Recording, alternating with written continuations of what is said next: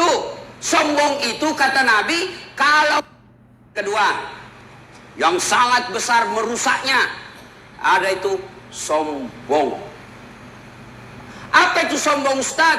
Sombong pakai mahal? Belum tentu. Sombong pakai emas? Apa dia sombong? Belum tentu. Sombong itu kata Nabi, kalau kau nganggap remeh orang lain dan menolak kebenaran, itu sombong. Ini kepala-kepala dinas SKPD. Hah?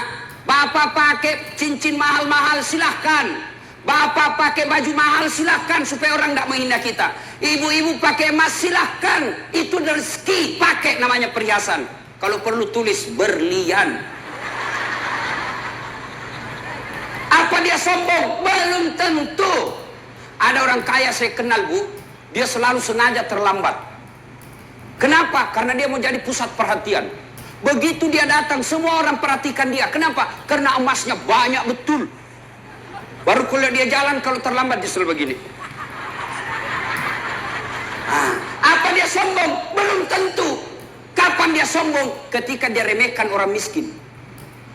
Bapak nih, mau pakai baju krokodil cap buaya, silahkan. Krokodil, katanya kalau itu asli kepalanya menghadap ke dalam, kalau palsu kepalanya menghadap keluar. Dia jadi buaya darat.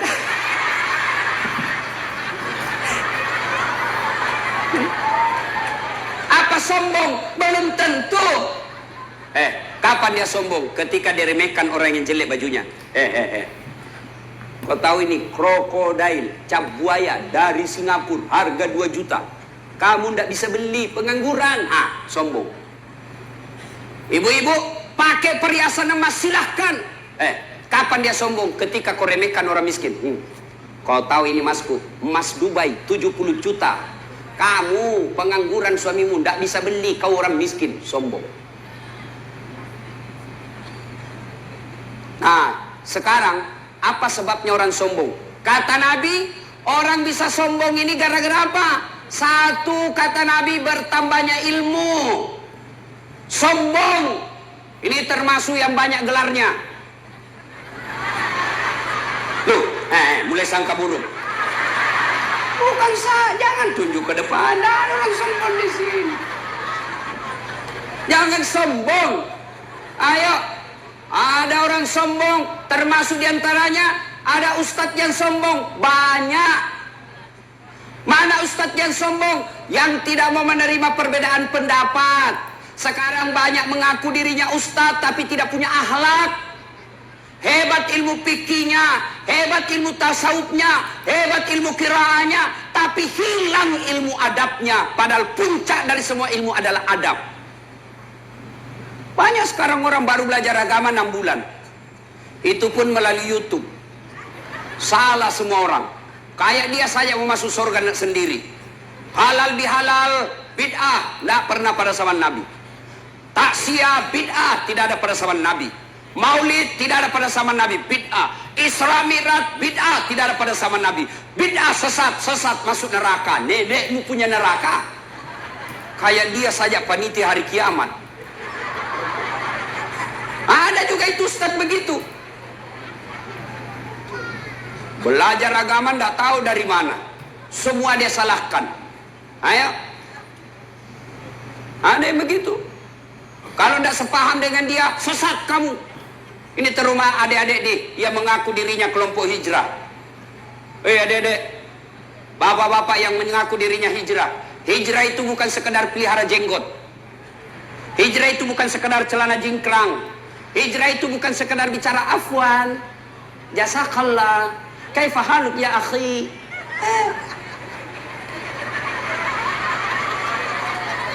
Biar kau begitu, tapi kau sombong, kau belum hijrah, bos. Saya sampai dimaki-maki di Facebook. Ini Ustadz Das'ad kemana-mana cerita sunnah, lalu kau tidak pelihara sunnah. Saya gak tersinggung. Kenapa kau tuduh saya tidak pelihara sunnah? Buktinya kau tidak pelihara jenggot. Ya mau diapa kalau tidak mau tumbuh? Gara-gara jenggot dia marah sama saya. Saya sudah kasih minyak, Pak Wali. Mana marah istri saya? Nah, bau itu, jangan kasih minyak. Mau dia apa? Ini ada sekarang di penceramah, Pak. rasa-rasanya dia yang punya neraka. Ceramah menghasut, ceramah memfitnah, ceramah memprovokasi, ceramah menghina. Mana pernah Nabi menghina? Mana pernah Nabi datang ceramah orang sakit hati pulang? Enggak. Bayangkan Rasulullah begitu hebatnya dalam dakwah. Ada orang datang berhubungan suami istri di siang hari bulan Ramadan. Siang hari bulan Ramadan. Boleh atau tidak? Boleh atau tidak? Kalau malam? Haram sama selingkuh.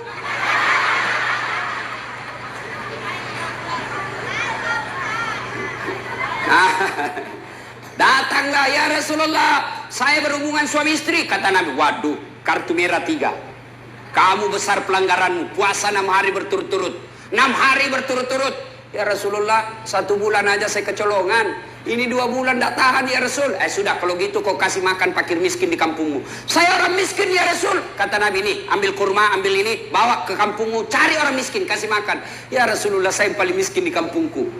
Nabi bilang, ini sudah miskin melanggar pula. Apa Nabi marah? Apa Nabi marah? Nabi lalu berkata, ya sudah kau makan sendiri.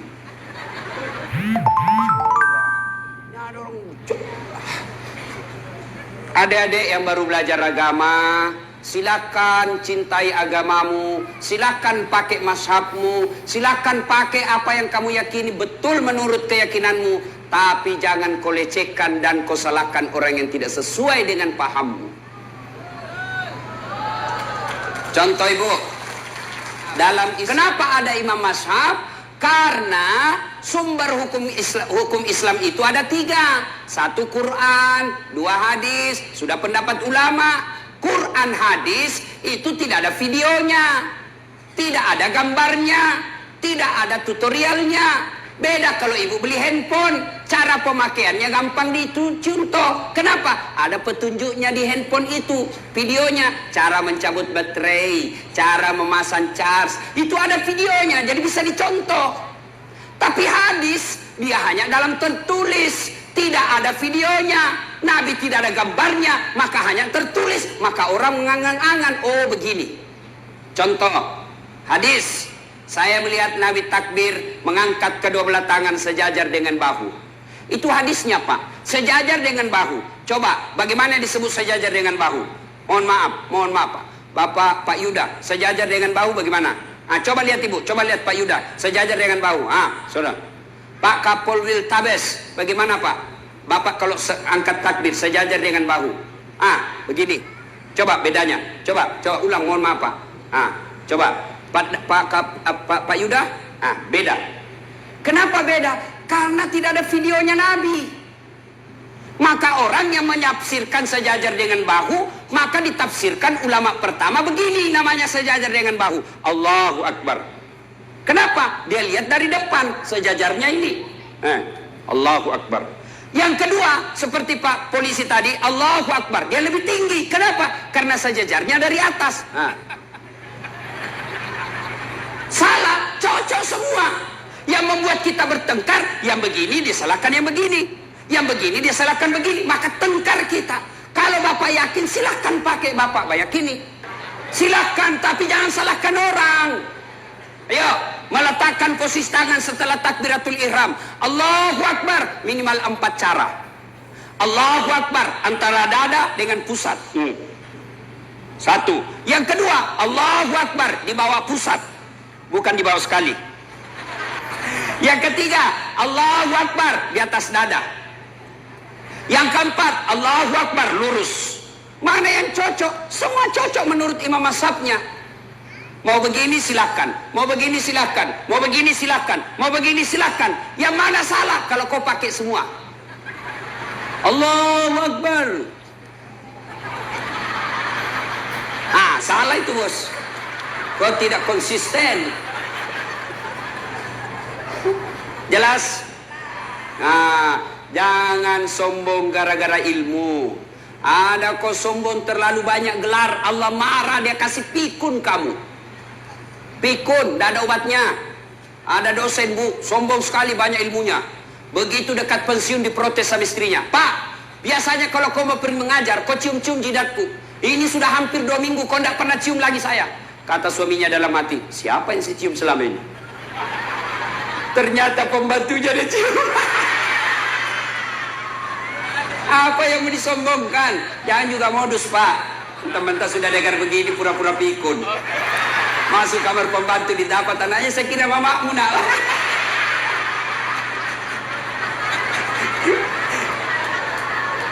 Ayo. Ya. Jangan sombong gara-gara ilmu. Allah jelaskan dalam Quran, wa ma utitu minal ilm illa qalila. Saya tidak berikan kamu ilmu kecuali sangat sedikit. Kalau ada ustaz sombong, patantang, petenteng, hanya dia merasa benar, tolong tanya, apa artinya alif lam mim? Alif lam mim saja kau tidak bisa tahu. Sudah, apa yang kamu sombongkan? Yang kedua, sebab orang sombong, apa itu? Bertambahnya pangkat jabatan. Wali kota, jangan sombong. 5 tahun, bos. Terpilih lagi, ya maksimal 10 tahun. Tidak terpilih, wabillahi taufiq wal hidayah, keluar. Apa kamu sombong? Ayo, wali kota saja tidak boleh sombong, apalagi wakil wali kota. Apa nih mau sombong? Ayo, kepala dinas kau mau sombong? Jangan sombong jadi kepala dinas karena wali kota suka sama kamu. Biar wali kota suka sama kamu, kalau istrinya wali kota tidak suka, repot juga. Apa ini, Pak? Benar. Benar. Apa yang mau disombongkan? Ayo. Kapolres Dandim. Jangan sombong. Ada batasnya, Mas Bro. Apa batasnya? Pensiun. Patantang petenteng ada pangkatmu, pensiun, kembali kau jadi rakyat. Ayo. Apa yang mau disombongkan? Ayo. Apa lagi? Jangan sombong gara-gara pangkat jabatan. Semua ada batasnya. Anggota DPR. Iya, kalau terpilih lagi. Ayo.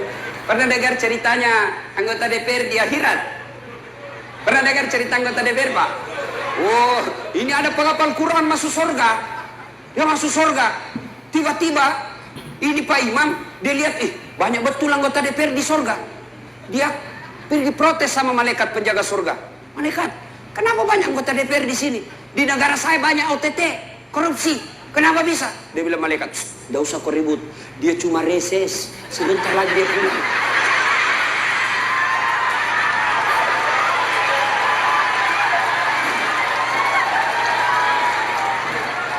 Jangan. Ayo. Apalagi yang membuat orang sombong? 1 tambah ilmu, 2 tambah jabatan, 3 tambah harta. Ini biasanya kontraktor. Tim sukses. Ada kontraktor di sini? Ada? Ibu-ibu pernah dengar cerita kontraktor di akhirat? Pernah? Oh, ini di akhirat SMS antara penghuni surga dengan penghuni neraka. Dia bilang penghuni neraka, Mas Bro, apa kabar kau di situ? Dia bilang, Masya Allah, enak betul di sini. 1 laki-laki, 7 bidadari, 7 bidadari. 7, Pak. Jadi bapak yang tidak sempat poligami, tenang, disediakan 7, Pak. Dan tidak seperti istri di rumah, bidadari suci terus, tidak pernah kentut. Sama ibu-ibu kita, makin tua makin rajin kentut. 7 bidadari. Ada yang datang sama saya selesai dengar ceramah, Ustaz, betulkah itu nanti 1 laki-laki 7 bidadari? Betul, Ibu. Jadi suami saya juga 7. Iya, Ibu. Langsung dia bilang, Ustaz, saya sayang betul sama suami saya. Bolehkah saya berdoa, ya Allah, tidak usah kau kasih bidadari suamiku, cukuplah saya bidadarinya dunia akhirat. Saya bilang, ini ibu sudah sukses, sudah siksa suaminya di dunia, mau lagi lanjut di akhirat.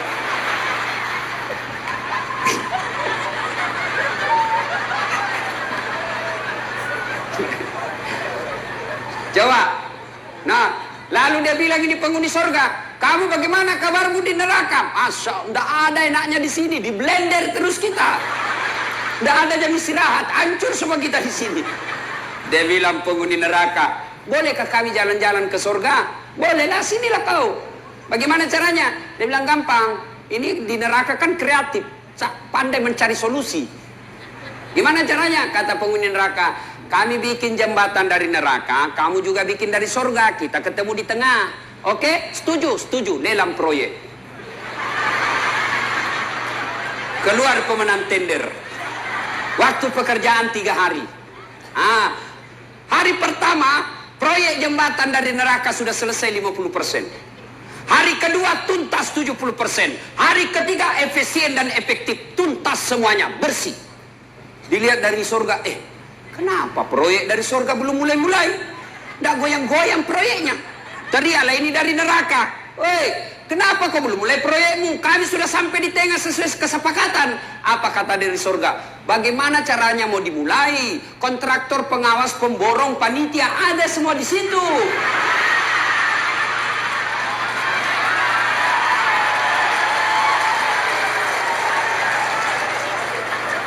Nggak enak didengar, Pak. Siapa suruh kau panggil saya? Rasa sekarang ya. Berani panggil Ustaz dasar, kau rasa sekarang. Mau marah terserah, saya pulang juga sebentar. Saya bukan orang Medan. Hati-hati. Jangan sombong gara-gara harta. Belajar dari Palu, Donggala, Aceh. Berapa banyak orang kaya mentereng, hancur dalam sekejap. Palu, Donggala tidak cukup 5 menit, hancur, miskin. Apa yang kau sombongkan dengan hartamu?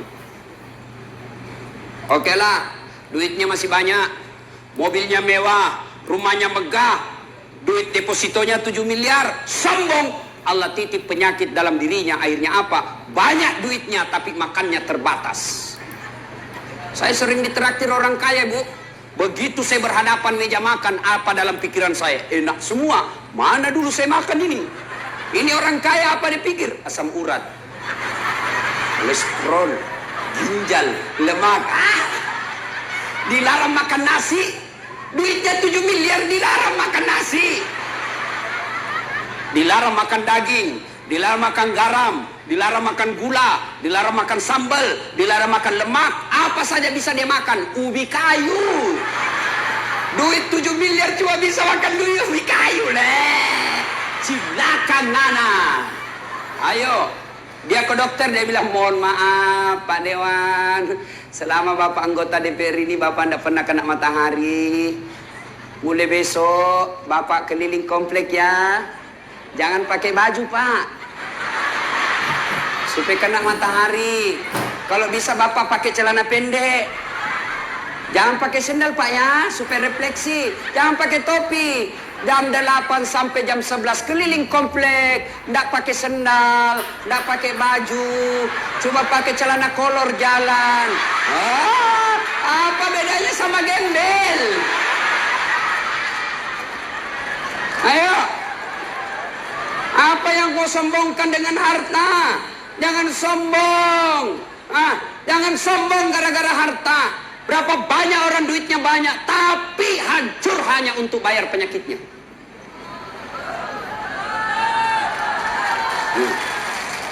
Yang ketiga, sebab sombong. Apa kata Nabi? Bertambahnya ibadah. Yang tadinya tidak pernah sholat, tiba-tiba rajin sholat, hitam jidatnya. Soal hitam di jidat gampang Ibu. Kau beli balsam sujud, gosok 5 menit siap sujud. 2 hari hitam. Jangan sombong. Allah tidak sombong. Al-Quran memberikan informasi. Kaya sombong, Qarun haram masuk surga. Pejabat sombong, Fir'aun haram masuk surga. Ilmuwan sombong, Kal'an sombong haram masuk surga. Allah tidak senang orang sombong. Kenapa? Karena sombong itu pakaian Allah, tidak boleh kalian pakai. Apa yang Anda mau sombongkan? Maka Allah jelaskan dalam hadits qudsi, ada 3 teman setan di dunia. 3 teman setan. Kata Nabi, 1 di antaranya ghaniyun mutakabbir, orang kaya yang sombong. Kaya sombong, temannya setan, tapi orang masih maklum. Wali kota sombong, Polres sombong, Kajari sombong. Orang masih, iyalah, tinggi pangkatnya, banyak duitnya, terkenal, cakep, wajarlah dia sombong. Tapi ini sudah miskin, pengangguran, jelek mukanya, bau bulunya, bau keteknya, sombong lagi. bukan temannya setan. Kau sudah jadi setan. Ayo, jangan sombong. Alangkah bahagianya, alangkah senangnya kita, jabatannya tinggi, banyak duitnya, terkenal, cakep, cantik, dermawan lagi dan tidak sombong. Orang makin senang, bahkan tanpa sosialisasi bisa 2 periode. Jelas? Nah, maka jangan sombong. Sombong inilah yang bisa memecahkan persaudaraan.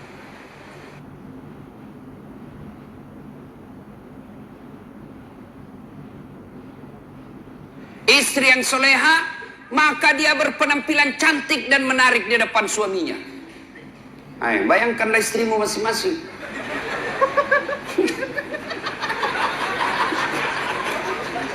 Cantik dah kalau kau di rumah. Oh, saya lihat perempuan akhir zaman sekarang. Kalau dia mau pergi pengantin, cantik memang, Pak. Wah, harumnya itu masih kita 2 meter sudah tercium. Walisnya di racing.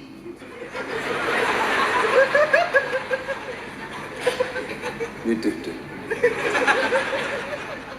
Saya lihat itu di Facebook perempuan sekarang banyak yang palsu, Pak. Alisnya tebal, palsu. Bibirnya merah, palsu. Pipinya kebiru-biruan, palsu. Matanya biru, palsu. Giginya rapi, palsu. Pantatnya gabus. Cantik memang kalau mau pergi pengantin, Masya Allah, cantik betul. Harum, klimis. Tapi kalau mau tidur sama suaminya, la haula wala quwwata. Kan kita ini membayangkan di kantor capek, berpikir kita di jalan macet. Kita berharap mudah-mudahan sampai di rumah kita dilayani dengan baik. Perempuan yang kita akan datangi membuat kita senang. Sampai di rumah dilihat istri di depan rumah pakai daster, kelihatan tali BH. Dikasih tahu baru turun kita dari mobil. Oh, istri saya kok kayak gini. Iya tuh. Ditegur, kelihatan itu tali BH-mu, dilihat semua orang. Apa dia bilang? Jangan lihat BH-nya, Pung. Yang penting rasanya, bos. Ya, halo Bu. Bu. Ibu. Woi. Mau ndak dirindukan surga? Maka ketika kau tidur berpakaianlah yang cantik. Itu dalam sebuah hadis Nabi jelaskan, malaikat mendoakan wanita, misalnya ibu dandan nih, dandan sebelum tidur, maka malaikat mendoakan sepanjang tidurnya ibu, ya Allah, rahmati wanita ini karena dia berdandan untuk menyenangkan hati suaminya. Itu didoakan sepanjang malam. Ayo ibu, terpraktek sebentar. Mau tidur, kau seksi sebentar. Kalau perlu pakai baju renang.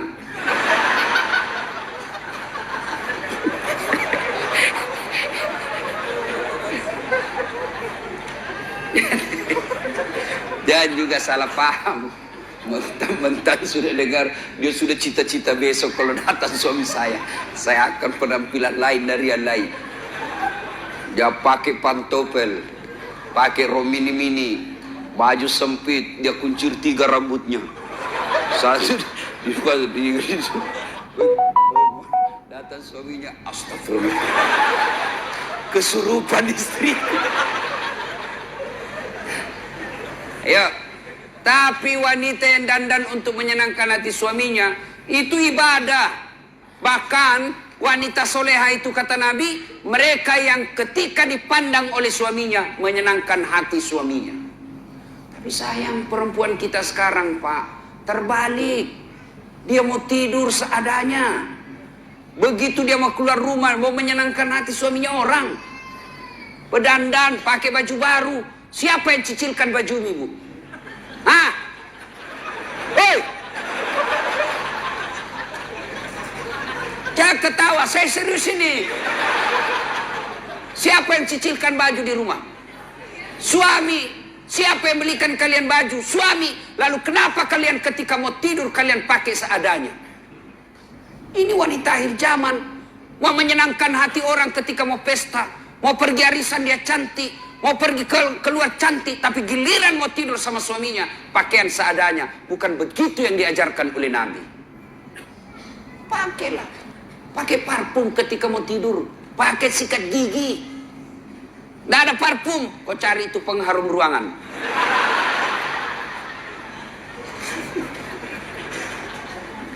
R-E-N. Apa itu N? Nikmat. Istri yang soleha pandai memasak makasakan kesenangan suami. Sayang seribu sayang, wanita zaman sekarang mereka tidak mau belajar masak. Mereka tidak mau belajar masak. Perempuan-perempuan dulu ketika mau menikah dipanggil sama calon mertuanya. Nak, sini kau nak. Itu calon suamimu, anak saya, dia paling senang sayur kangkung. Besok dia marah, nih begini caranya. Ini yang kau bikinkan. Ini maksakan kesenangan anak saya. Dan itu memang ibu-ibu dulu, itu dia tahu semua masakan kesenangan anaknya. Ibu saya itu di kampung, dia bisa bedakan itu. Oh, kalau anak saya yang pertama itu ini dia senang. Itu anak saya yang ini dia senang ini. Dia tahu semua masakan kesenangan. Maka istri yang baik, maka dia tahu masakan kesenangan suaminya. Tidak bisa tiap hari, ya sudahlah sekali sebulan. Ketika kau sudah terima honornya suamimu, kau masaklah yang dia senang suamimu. Telepon suamimu, bang, jangan makan di luar. Saya masak spesial hari ini buat abangku sayang. Itu kan enak. Kita mau pulang tiba-tiba masuk WhatsApp. Bang, jangan makan di luar ya bang. Hari ini saya masak spesial buat abangku. Sebut aja mau makan apa hari ini. Tenangkan perasaan. Dan itu laki-laki bu. Kalau kau SMS begitu, dia kasih lihat sama temannya di kantor. Hei, lihat istriku. Istri yang soleha. Iya kan Pak?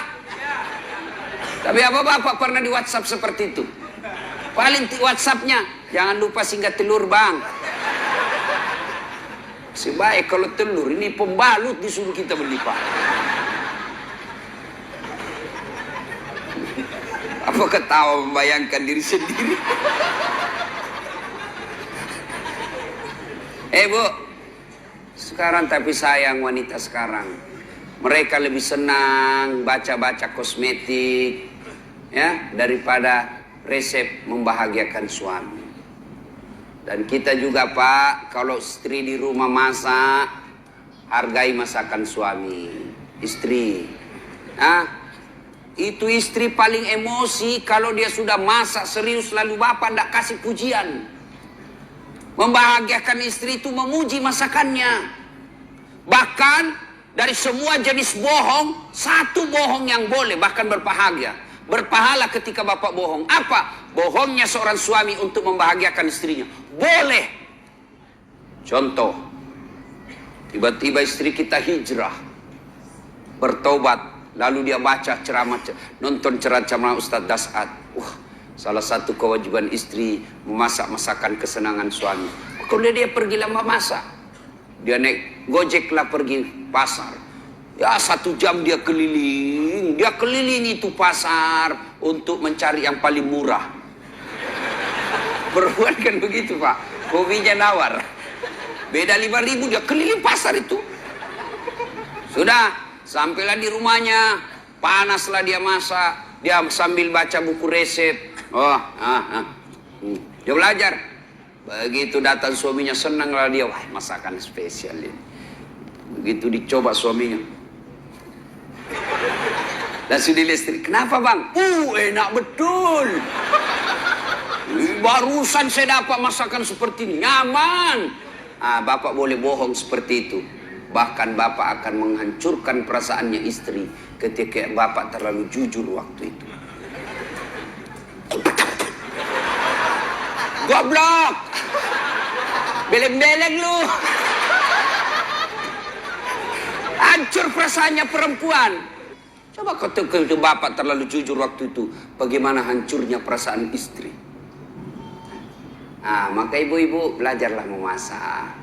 Ya. Sekarang ibu-ibu Malas masak, Pak. Dia lebih senang GoFood. Tak tahu kalau di sini apa ada itu ya, makanan dibeli semua. Itu kalau kota-kota besar, Pak, semua dibeli. Sambal terasi pun yang sudah diulek-ulek dibeli, Pak. 10.000. Semua dia beli. Lalu ibu bertanya, Ustadz, dosa enggak? Saya bilang selama suamimu ridha, tidak keberatan, tidak berdosa. Tapi ingat, tidak ada pahala yang bisa kau kumpul untuk masuk surga. Tidakkah ke pasar berkeringat itu pahala? Tidakkah mengulek-ulek itu kalian capek pahala? Tidakkah anda ibu memasak itu pahala? Ketika proses itu tidak kita alami, proses membeli ke pasar, proses mengupas, proses memasak, proses menggoreng, tidak ada semua proses itu, maka tidak ada pahala yang kalian dapat. Dan ketika pahala anda tidak ada, maka apa harapanmu masuk ke dalam surga?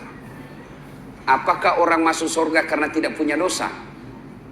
Ibu-ibu, apakah orang masuk surga karena tidak punya dosa? Kalau orang masuk surga tidak punya dosa, maka tidak ada isinya surga kecuali Muhammad sallallahu alaihi wasallam.